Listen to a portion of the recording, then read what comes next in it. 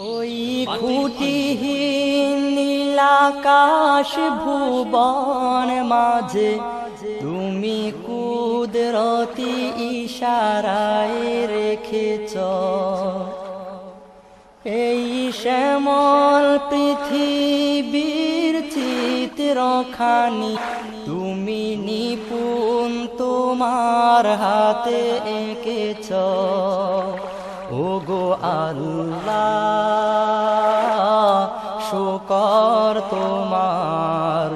আমারে যে মুসলিম করেছ ওগো আল্লাহ